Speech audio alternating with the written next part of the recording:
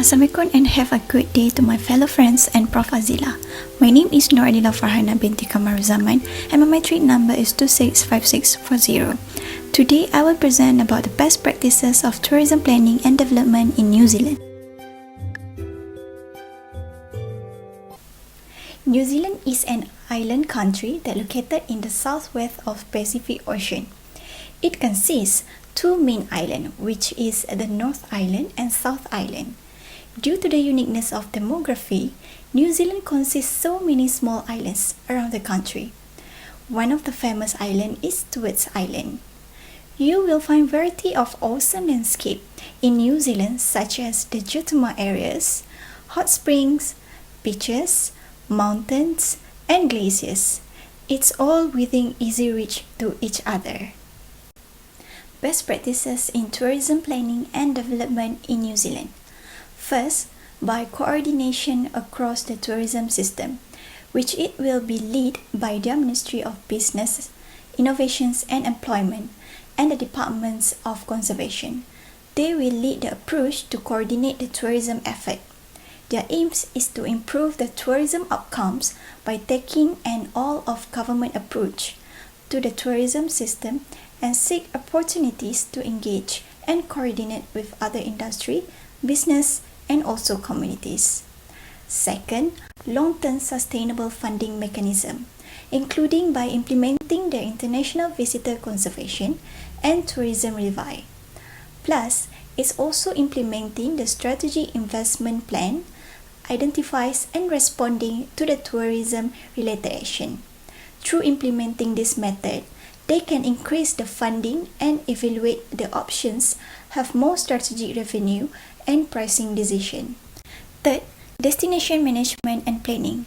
By working together with the local government and other regional stakeholders, they will decide what kind of approach to use when they need to decide how they want to plan, manage, market, and develop their destinations to outsiders. In the short term, government will identify what is their priority and work directly to develop the guidelines to be shared with other regions. Fourth, better data and insight, including by implementing the approach by the governments, identifying future trends of tourism that could impact on the tourism system, coordinate and share data, also insight to support the industry. Next, current issues or situation. Day by day, the tourism industry continues to grow and expanding. This factor driven by the risings of the middle class prosperity, low fuel prices, and also because the increasing in the aviation capacity fueled by new entrants and many more efficient airplanes. New Zealand tourism sector has experienced exceptional growth over the last 4 years. Over the next 4 years, their strategy plans for a further 500,000 more visitors, increasingly from China.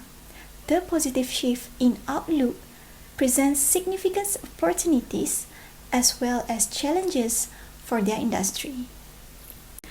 Next, challenges. First, infrastructure and economic development.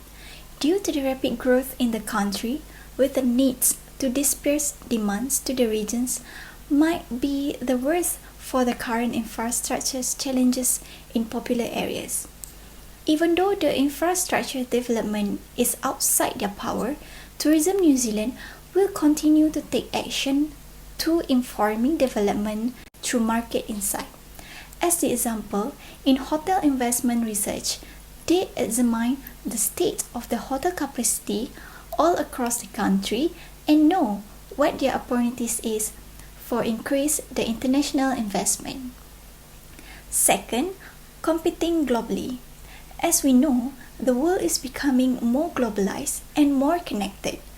Due to the rising of local events, it also raises the impact on global markets and consumer sentiment. To achieve global attention, consumers are adapting digital technologies in their daily life.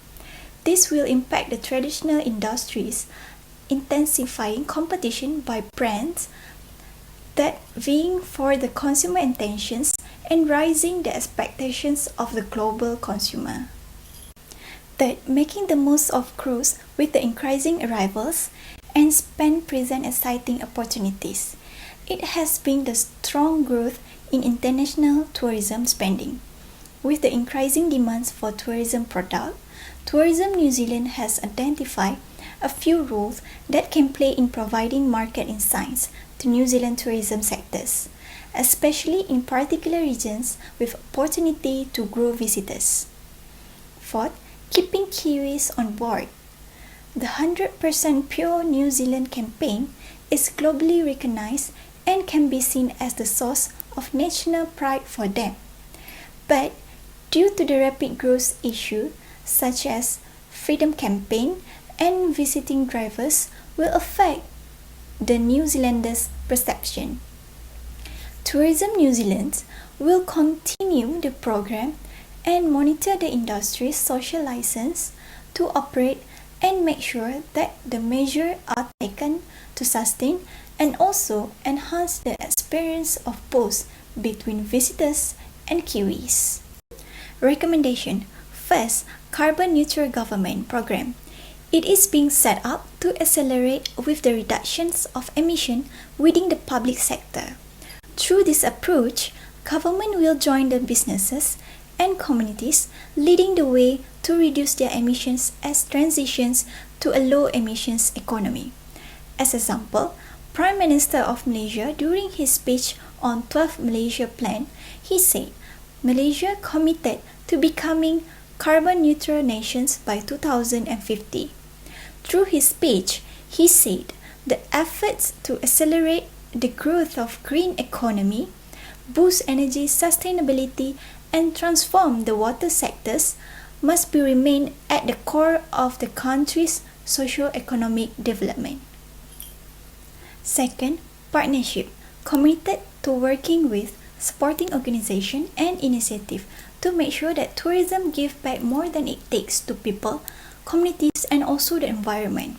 For example, the Habitat Foundations and Society for Conservation Biology Malaysian chapter partner with the Ministry of Energy and Natural Resources and the Forestry Department of Peninsular Malaysia in organizing the Greening Malaysia 100 Million Trees campaign webinar series.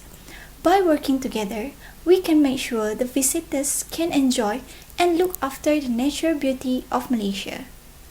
Lastly, sustainability commitment, sharing the overwhelming benefits with supportive communities, contributing to restoring, protecting and enhancing the natural environment and also continuing to be a high-quality destination of choice for domestic and also international visitors. As example, Ecotourism and Conservation Society Malaysia President said it is high time to focus on building sustainable travel and ecotourism as people are fixed on going to beaches and islands to find peace of mind, and there is always room to improve in sustainable tourism where travel requires ongoing practices and that the enforcement of sustainability policies should be supported by all key stakeholders as a collective responsibilities. As the conclusion, there are so many approaches and methods that we can learn from the Tourism New Zealand to implement in Malaysia. To make sure the tourism enrich our home and give back more than it takes, we have to spread the benefits of international tourism across the country and across the year. Due to the global COVID-19 pandemic outbreak, we were asked to help and support domestic tourism. Plus, it is important for the visitors to have a great experience during their travel. So, by providing the guidance to them about the traveling safety, while care about our country, people, and culture to be preserved as good as we can.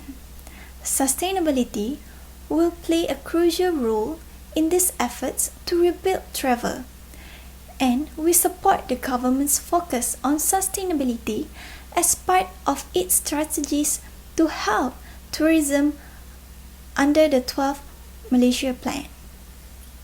That's all for me. Thank you for watching.